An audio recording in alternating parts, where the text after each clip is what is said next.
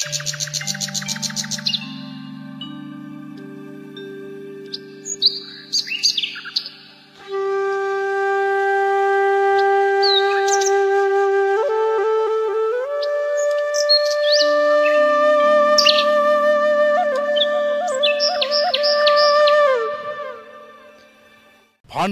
అరణ్యవాసంలో ఉన్న సమయంలో అరణ్యవాసంలో ఉంటూ అరణ్యవాసం అనుభవిస్తూ ఈ కొమ్మాల లక్ష్మీ నరసింహస్వామి దేవాలయం పక్కనే ఉన్నటువంటి పాండవుల గుట్ట వద్ద ఆశ్రమం ఏర్పరచుకొని నిత్యం స్వామివారిని దర్శించుకుంటూ పూజలు చేసేవారనే ప్రతీది ఉంది. కొమ్మాల లక్ష్మీ నరసింహస్వామి దేవాలయం వరంగల్ నుండి సుమారుగా 20 కిలోమీటర్లు, నర్సంపేట నుండి 10 కిలోమీటర్ల దూరంలో ఈ దేవాలయం ఉంది.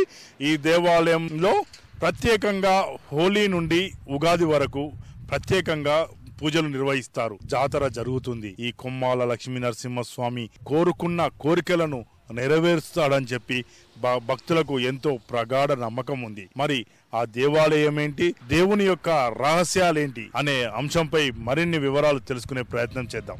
పాండవుల చేత పూజలందుకుంటున్న దేవాలయం శ్రీ కొమ్మాల లక్ష్మీ నరసింహస్వామి దేవాలయం. ఈ దేవాలయం వరంగల్ జిల్లా నర్సంపేట ప్రధాన రహదారి కొమ్మాల గ్రామ సమీపంలో గల కొండపై ఉంటుంది. ఈ దేవాలయంలో ప్రత్యేకించి హోలీ నుండి ఉగాది వరకు పెద్ద ఎత్తున జాతర నిర్వహిస్తారు.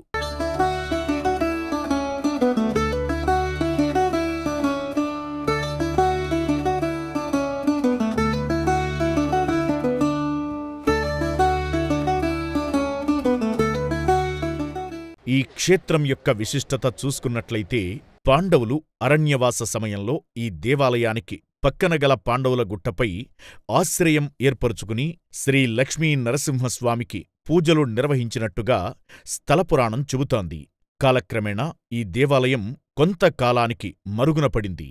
ఆ సమయంలో చుట్టుపక్కల పంట పొలాల రైతులు పంటలు కోసేందుకు కూలీలు అందుబాట్లో లేక ఇబ్బందులు పడుతున్న సమయంలో స్వామివారు 12 నెలల బాలుడిగా వచ్చి ఈ పంట పొలాన్ని నేను కోసి పెడతాను, నాకు కావలసినంత ధాన్యం ఇవ్వాలని కోరారు. దాంతో రైతులు అలాగే అని ఒప్పుకుని బాలుని రూపంలో ఉన్న స్వామివారికి భోజనం తీసుకొస్తామని వెళ్లారు. ఆలోపే కొన్ని వందల ఎకరాల మొక్కజొన్నను కోసిపెట్టడం జరిగింది. రైతులు తిరిగి వచ్చేసరికి పంట అంతా కోసి ఉండడంతో ఆశ్చర్యచకితులైన రైతులు బాలునికి పంట కోసినందుకు నీకు ఏం కావాలని అడగ్గా స్వామివారి రూపంలో ఉన్న బాలుడు కొంత పంట కావాలని సమాధానమిచ్చాడు. అందుకు రైతులు వెంటనే కొంత కోసిన పంటను ఆ బాలునికి ఇవ్వగా కూలీగా వచ్చిన పంటను తీసుకుని ఆ బాలుడు వెళ్లసాగాడు.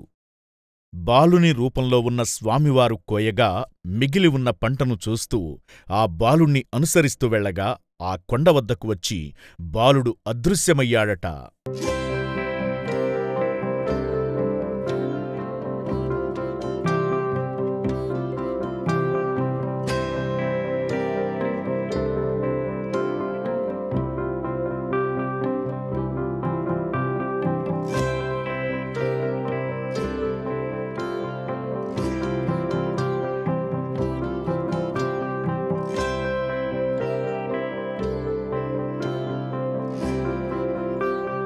శ్రీ కొమ్మాల లక్ష్మీ నరసింహస్వామి దేవాలయంలో గత కొన్ని సంవత్సరాల నుండి కూడా ఇక్కడ స్వామివారికి సేవ చేసేందుకు కొంతమంది భక్తులు వస్తున్నారు.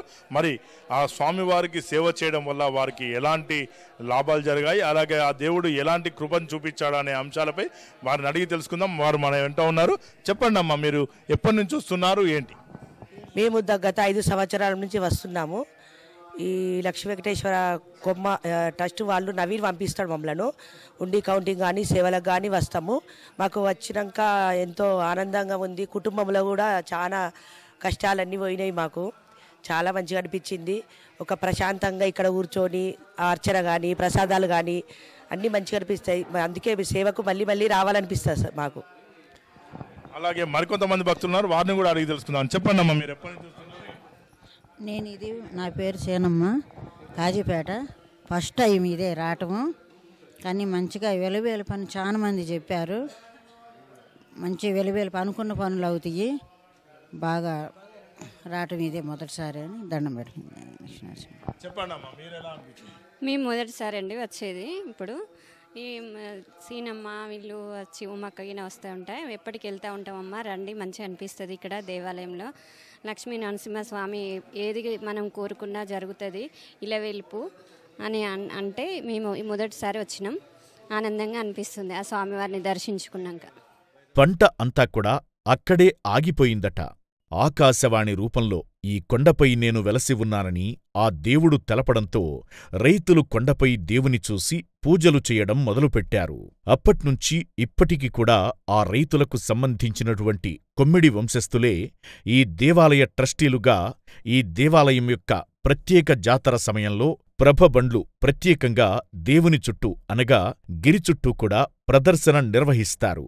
అది ఎంతో అంగరంగ వైభవంగా కొనసాగిస్తారు. చెప్పండమ్మా, అంటే స్వామివారిని చూసుకున్నట్టయితే ఒక గుట్ట పైన ఒక సొరంగంలో వెలిచారు కదా, అంటే అది ఎలాంటి అనిపించింది, ఎలాంటి అనుభూతి పొందారు?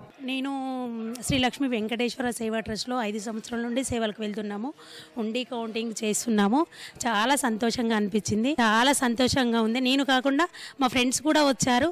ఇక్కడ లక్ష్మీ వెంకటేశ్వర తరపున మా లీడరు మమ్మల్ని పంపించడము చాలా సంతోషంగా ఉంది. మా ఫ్రెండ్స్ కూడా అంటున్నారు. కానీ ఇక్కడ లక్ష్మీ నరసింహస్వామిది ఇవాళ కౌంటింగ్ ఉందంటే వచ్చాము. ఇక్కడ చాలా సంతోషంగా ఉంది, ప్రశాంతంగా ఉంది. ఇక్కడికి వచ్చినాక దండం పెట్టుకున్నా అది మనసుకు ఏదో సంతోషాన్ని కలిగిస్తుంది. ఇక్కడికి రావడం వచ్చిన వాళ్ళు కూడా చెప్పారు, ఇక్కడ మంచి అనుకుంటే జరుగుతుంది అని చెప్పారు. ఇక్కడికి రావడం చాలా సంతోషంగా ఉంది. మేము కూడా కుటుంబం నుంచి ఫ్యామిలీతో కూడా కలిసి వస్తామండి. మాకు చాలా మంచిగా అనిపిస్తుంది. లక్ష్మీ నరసింహస్వామి మాకు తెలిసినంత వరకు ఇప్పుడు 10 ఏళ్ళ నుంచే వస్తాను మేము. చాలా ఇప్పుడు అప్పటికి జిఆర్ స్వామి వచ్చి కూడా అది కలశ స్థాపన చేసిండు. ఇవన్నీ హోలీ నుంచి ఉగాది వరకు జాతర జరుగుతుందండి. చాలా మంచిగా అనిపిస్తుంది. మాకు చాలా నమ్మకం, దేవుడు అమ్మవారితో సహా నరసింహస్వామి వారు వెలిస్తున్నారు.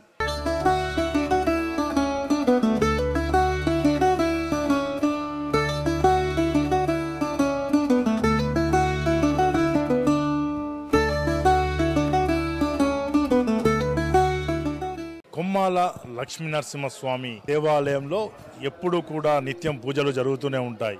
గత 200 సంవత్సరాల నుండి ప్రస్తుతాని వరకు కూడా ఇంకా పూజలు జరుగుతూనే ఉన్నాయి. ప్రస్తుతం మనతో ఆలయ వ్యవస్థాపక అధ్యక్షులు శ్రీనివాసాచారి గారు ఉన్నారు. వారిని అడిగి మరిన్ని వివరాలు తెలుసుకుందాం. చెప్పండి స్వామి, ఇక్కడ ఎలాంటి పూజలు జరుగుతూ ఉంటాయి? శ్రీమత్ పయోనికేతన చక్రపాణయే భోగేంద్ర భోగమనరక్షిత పుణ్యమూర్తే శ్రీ లక్ష్మీ నరసింహ మమదేహి కరావలంబం. శ్రీ లక్ష్మీ నరసింహస్వామి స్వయం వెలిసిన విగ్రహం. శ్రీ లక్ష్మీ నరసింహస్వామి వారు ప్రతి సంవత్సరం హోలీ కోట తర్వాత కొమ్మాల జాతర బండ్లు, విశేషమైన బండ్లు జరుగుతాయి. రాత్రింబవళ్ళు ఏడుగ వాహనము, గుర్రం వాహనము, అశ్వవాహనము మొదలు శ్రీ స్వామివారి కళ్యాణము, ఏకాదశి కళ్యాణం జరుగుతున్నది. ఆ యొక్క పూర్వకాలంలో రుద్రమదేవి కూడా ఈ కళ్యాణానికి వచ్చిందని ప్రతీతి. పెద్ద మనుషులు అనగా మేము విన్నాం. కానీ ఇప్పుడు సంవత్సరం కళ్యాణం బ్రహ్మాండంగా జరుగుతుంది. తర్వాత జాతర 5 రోజులు. ఈ యొక్క శివరాత్రి, మహాశివరాత్రి నుంచి ఉగాది వరకు జాతర రోజు భక్తులు వస్తుంటారు, మళ్ళీ దర్శనం చేసుకుంటారు.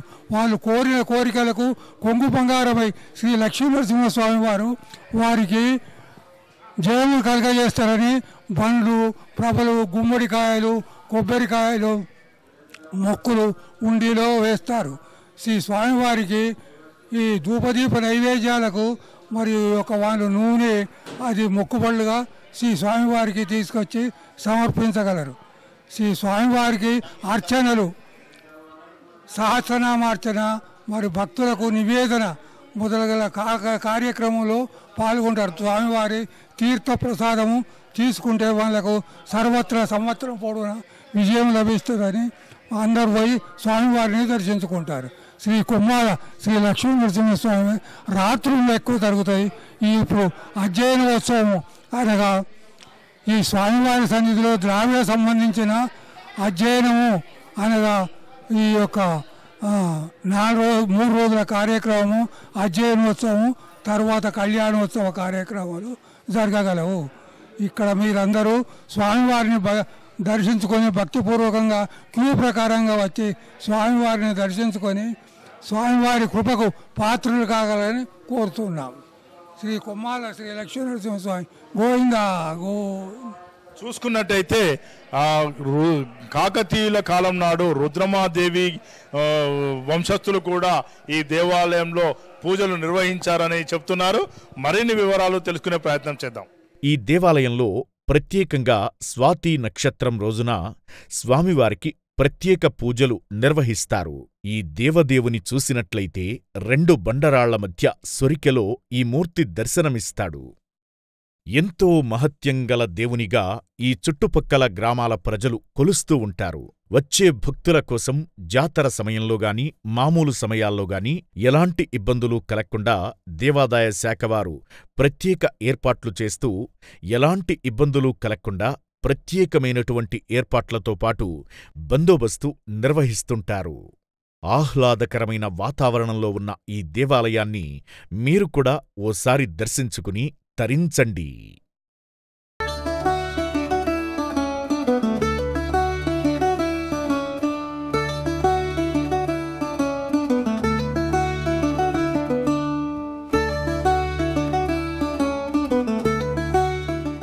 శ్రీ లక్ష్మీ నరసింహస్వామి దేవాలయంలో ప్రజలకు ఎలాంటి ఏర్పాట్లు చేస్తున్నారు, అదేవిధంగా చూసుకున్నట్టయితే స్వామివారికి నిత్య కైంకర్యాలతో పాటుగా ప్రభుత్వం నుండి ఎలాంటి ఏర్పాట్లు చేస్తున్నారు అనే అంశాలపై మనతో ఆలయ యువ గారు ఉన్నారు. మరి వారిని అడిగి మరిన్ని విశేషాలు తెలుసుకునే ప్రయత్నం చేద్దాం.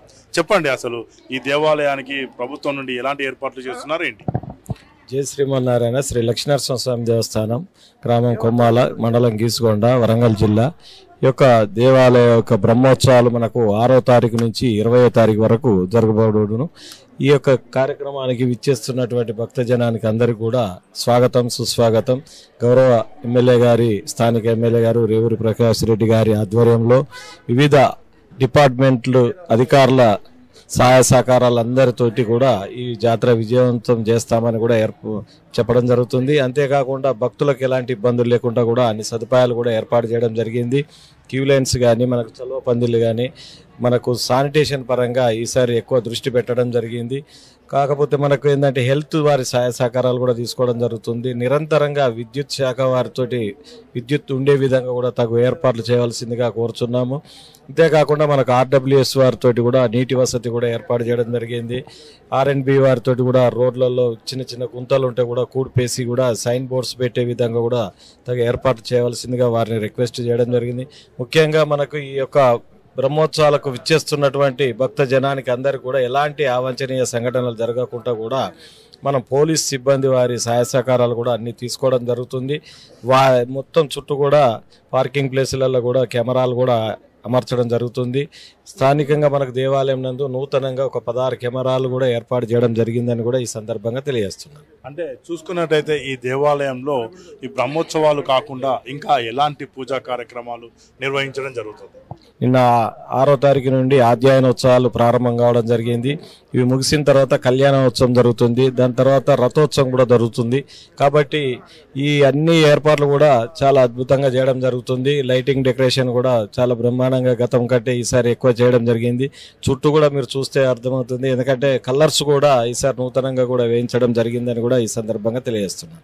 అంటే చూసుకున్నట్టయితే సంవత్సరాంతం వరకు కూడా ఈ దేవాలయంలో ఏదో ఒక పూజా కార్యక్రమాలు జరుగుతూ ఉంటాయని తెలుస్తుంది. మరి అలాంటి పూజలు ఏంటి? అంటే స్వామివారికి నేను వచ్చిన తర్వాత ఏంటంటే మనకు స్వాతి నక్షత్రం నాడు స్వామివారికి ప్రీతికరమైన రోజు కాబట్టి ఆ రోజు నాడు సుదర్శన ఇష్టి హోమం చేయాలి, స్వామివారి కళ్యాణం చేయాలని మా అర్చక స్వాములను ఫౌండర్ ట్రస్ట్ గారిని రిక్వెస్ట్ చేయగా వారు కూడా అంగీకారం తెలిపినారు. అది కూడా నూతనంగా ఏర్పాటు చేయడం జరిగింది. ప్రతి శనివారం, ఆదివారం కూడా భక్తజనాలు విపరీతంగా రావడం జరుగుతుంది. ఇక్కడికి వచ్చే భక్తులకు కూడా కాటేజీలు లేవు. దాన్ని కూడా నేను గౌరవ ఎమ్మెల్యే గారికి దృష్టికి తీసుకుపోవడం జరిగింది. సార్ కూడా సానుకూలంగా స్పందించి మనకు ప్లాన్స్ ఎస్టిమేషన్ చేయించండి అని చెప్పేసి సారు ఆదేశాలు జారీ చేయడం జరిగింది. దాని ప్రకారంగా కూడా మనం ప్లాన్స్ ఎస్టిమేషన్స్ చేయించడం జరుగుతుంది. ఈ ఆఫ్టర్ జాతర తర్వాత వీటికి అన్నిటికి కూడా భూమి పూజ చేయించి వీటికి భక్తులకు ఎలాంటి ఇబ్బందులు లేకుండా కూడా సదుపాయాలు కూడా ఏర్పాటు చేస్తామని కూడా ఈ సందర్భంగా తెలియజేస్తున్నాం. అంటే గతంలో చూసుకున్నట్టయితే ఇక్కడ పాండవుల గుట్ట అని కూడా ఒకటి ఉండేదని తెలిసింది. మరి ఇప్పుడు అటువంటి ఆనవాళ్ళు ఏమీ లేకుండా పోయాయన్నారు. అలాగే ఇలాంటి గుట్టలను చారిత్రక ప్రాంతాలను పరిరక్షించేందుకు ప్రభుత్వం తరఫున మీరు ఎలాంటి చర్యలు చేపడుతున్నారు? ఇది ఏంటంటే ప్రాచీనమైన కట్టడాలు కానీ ఇవన్నీ కూడా చూసుకోవడానికి మనకు పురావస్తు శాఖ వారి సహాయ సహకారాలు తీసుకోవడం జరుగుతుంది. ఇందాక మీరు చెప్పారు కాబట్టి జాతర తర్వాత కూడా వారి సహాయ సహకారాలతోటి కూడా వివిధ దేవాలయాలలో కూడా ఎక్కడెక్కడ ఇబ్బందులు ఉన్నాయో అవి కూడా మేము చూసుకొని మీకు తెలియజేయడం జరుగుతుందని కూడా తెలియజేస్తున్నాం. చూసుకున్నట్టయితే పాండవులు సైతం ఇక్కడ పూజలు అందుకున్నారని చెప్పి తెలుస్తుంది. అలాగే ప్రభుత్వం తరఫున కూడా మరిన్ని ఏర్పాట్లు చేసేందుకు పూర్తిగా సంసిద్ధంగా ఉన్నామని చెప్పి ఆలయ ఈవో గారు తెలుపుతున్నారు.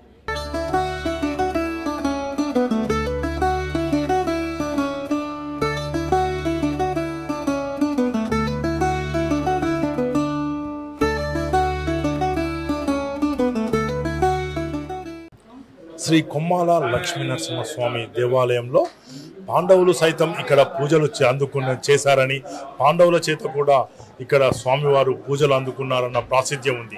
మరి అలాంటి విశేషాలు ఏంటి అనే అంశంపై మనతో ఆలయ ప్రధాన అర్చకులు ఉన్నారు. వారిని అడిగి మరిన్ని వివరాలు తెలుసుకుందాం. స్వామి చెప్పండి, అసలు ఇక్కడ స్థల పురాణం ఏంటి, స్వామివారు ఎలా వెళ్తారు ఏంటి? ఉగ్రం వీరం మహావిష్ణుం జ్వలంతం శ్రోతోముఖం నరసింహం భీషణం భద్రం మృత్యుర్నమామ్యహం. శ్రీ లక్ష్మీనరసింహాయ నమః. పూర్వము పాండవులు కూడా ఇక్కడ స్వామిని ఆరాధించారని ఒక ప్రతీతి.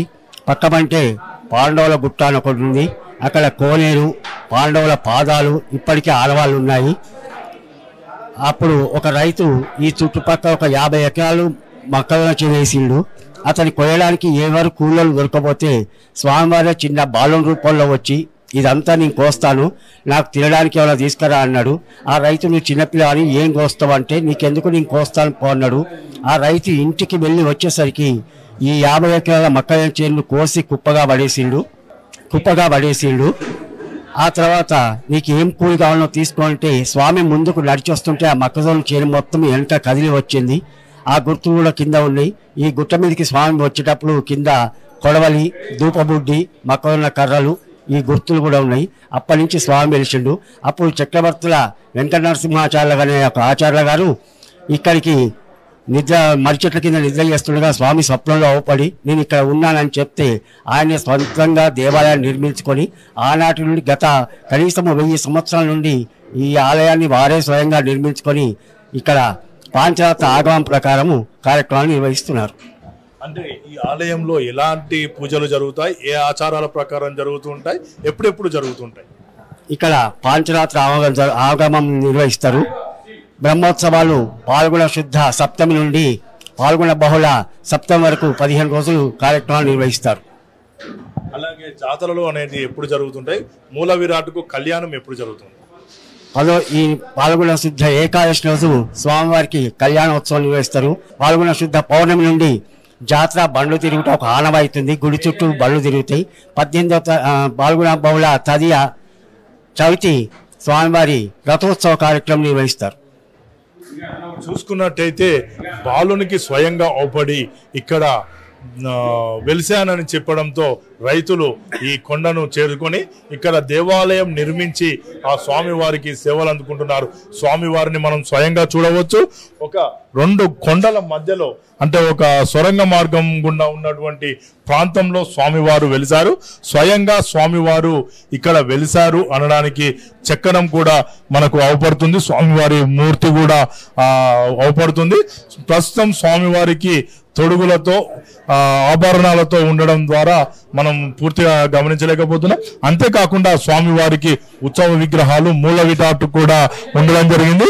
భక్తులు అనేక కానుకలు చేయించడంతో స్వామివారు ఇక్కడ ఎంతో కొలువై ఉన్నారు. అదేవిధంగా ప్రతి హోలీ నుండి ఉగాది వరకు ఇక్కడ అంగరంగ వైభవంగా జాతర మహోత్సవాలు జరుగుతాయి. అలాంటి జాతరలో స్వామివారికి కళ్యాణ మహోత్సవం కూడా నిర్వహించడం జరుగుతుందని మనకు ఆలయ పూజారులు తెలిపారు. కెమెరామెన్ నయీంతో ప్రదీప్ రాజు, S6 న్యూస్.